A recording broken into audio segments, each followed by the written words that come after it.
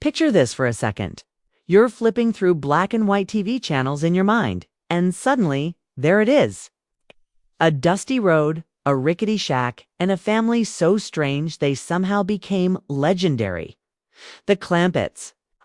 And standing right in the middle of that cultural time capsule is Jethro Bodine, all brawn, no brains, and somehow unforgettable. But behind that goofy grin was a real man, a complicated man who carried a story he barely spoke about for decades. And at 88 years old, Baer Jr. finally decided it was time to talk. Not about fame, not about money, but about the truth behind the Beverly Hillbillies. And especially about the woman who played Granny, Irene Ryan. For years, fans believed the cast was just one big happy family. After all, how could they not be? They made America laugh every single week. Irene Ryan was America's Granny. Sharp-tongued, quick-witted, fearless, and somehow both sweet and savage at the same time. Viewers adored her. Critics praised her. And to millions of people, she felt like family. But off camera, things were a lot more complicated. Baer Jr. was just a young man when the Beverly Hillbillies exploded into a phenomenon. Overnight, he became one of the most recognizable faces in the country. Fame hit him fast, and it hit him hard. And while the world saw Jethro as lovable and dumb, Max was quietly realizing something terrifying. This role might define him forever. Irene Ryan, on the other hand, had already lived a full life before the show. She had been in vaudeville, stage productions, radio, and film. She had survived an industry that chewed people up and spit them out. By the time she became Granny, she wasn't just acting. She was commanding the screen. And according to Max, that power didn't always feel warm. In later interviews, Baer Jr. admitted that working with Irene Ryan was intimidating. Not because she was cruel, but because she was incredibly sharp, deeply professional, and completely in control. She knew her lines, she knew her timing, and she had zero patience for anyone who didn't take the work seriously. Max has said that. Irene demanded excellence, even in a sitcom that many outsiders thought was just silly comedy. To her, comedy was serious business. Every pause mattered. Every word mattered. And if you missed your mark, she noticed. For a young actor still finding his footing. That kind of intensity could feel overwhelming. Here's where the myth cracks. Fans often imagine Irene Ryan as Granny all the time. Warm, feisty, and playful. But Max has explained that Irene off camera was far more reserved.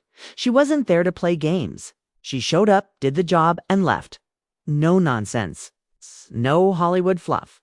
And for years, Max kept quiet about how that affected him. He didn't badmouth her. He didn't tell gossip stories. Instead, he carried a complicated mix of admiration and emotional distance. He respected her talent deeply. But he never felt particularly close to her. And that truth matters, because Hollywood loves to sell fairy tales. It loves the idea that casts are families, that laughter on screen means happiness behind the scenes. But real life is rarely that simple. Baer Jr. has said that Irene Ryan was incredibly focused on her craft, partly because she knew how fragile success could be. She had struggled. She had seen fame disappear. And she wasn't about to waste this moment by playing babysitter to younger Kodash stars. As Max got older, his understanding of her changed. At 88. Looking back, he doesn't sound bitter. He sounds reflective. He's spoken about how Irene carried the weight of responsibility on that set. She knew people depended on the show. Crew members, writers, network executives, audiences. One wrong move, and it could all vanish. That pressure shaped how she behaved. There's also the uncomfortable truth about typecasting. While Irene Ryan embraced Granny as a role, Baer Jr. felt trapped by Jethro. And sometimes that frustration spilled into how he perceived the people around him. Watching Irene receive critical acclaim while he was often dismissed as just the dumb guy hurt. And for a long time, he didn't fully separate that pain from the people associated with the show, including her. But age has a funny way of stripping away ego. In recent reflections, Max has acknowledged that Irene Ryan was a survivor. A woman who fought her way through an industry that didn't exactly roll out red carpets for aging actresses. Granny wasn't just a character. She was Irene's second chance, and she protected it fiercely. He's also admitted that he wishes he had understood her better back then. Another truth Max finally shared is about loneliness. Despite the show's massive success, many cast members live surprisingly isolated lives. Irene Ryan, in particular, had no children and had endured multiple failed marriages. Her work wasn't just a job. It was her anchor. Max now believes that her strict professionalism may have been her shield, a way to stay safe in an industry that had already hurt her more than once. And then there's the final chapter. Irene Ryan passed away in 1973, not long after the Beverly Hillbillies ended. Her death shook the cast. But for Max, it also left questions unanswered. There was no big heart-to-heart, no moment of closure. It's just the quiet realization that time had run out. At 88, Max Baer Jr. doesn't claim to have all the answers, but he does offer something rare in Hollywood: honesty without malice. He doesn't tear Irene Ryan down. He doesn't paint her as a villain. Instead, he presents her as a human being, brilliant, tough, guarded, flawed, and deeply committed to her art. That's the truth, he says he finally understands. And maybe that's the most surprising part of this story. Not scandal, not shocking betrayal, but the slow emotional clarity that only comes with age. The truth isn't always explosive. Sometimes it's quiet. Sometimes it's uncomfortable. And sometimes it's simply realizing that the people we didn't fully understand were fighting battles we never saw. So the next time you see Granny wagging her finger or delivering a perfectly timed insult, remember this. Behind that performance was a woman who clawed her way to respect. And behind Jethro's goofy smile was a young man trying to figure out who he was in a world that refused to see past the character at 88. Max Baer Jr. isn't rewriting history. He's finally making peace with it, and that might be the most honest Hollywood ending of all. After the Beverly Hillbillies wrapped up, the world moved on quickly. New shows, new faces, new laughs. But for the people who lived inside that phenomenon, the ending wasn't clean or simple. For Max Baer Jr., it was the beginning of a very long reckoning. For years, he avoided talking about the show altogether. Interviews would come, and he'd dodge questions or keep his answers short. People assumed he was ungrateful, bitter, or embarrassed.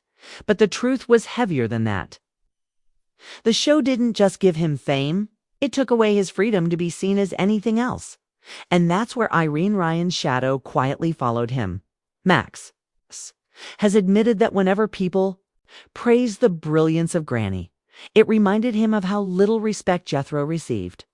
Even strangers on the street saw Jethro. The character swallowed the man. Meanwhile, Irene Ryan became a legend. She received award nominations. Critics called her performance masterful. She was invited onto talk shows and praised for her timing and presence.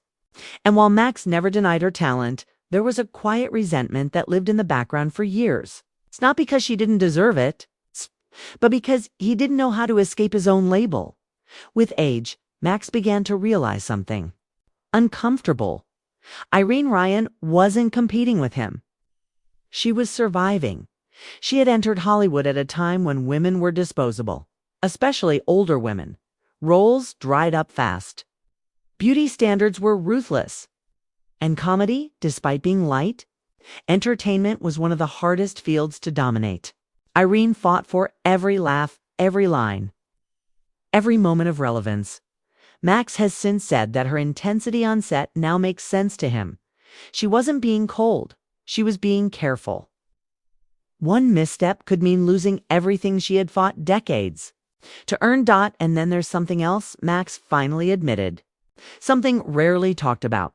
He said the set of the Beverly Hillbillies wasn't emotionally nurturing, it was professional, efficient. Get the job done, go home.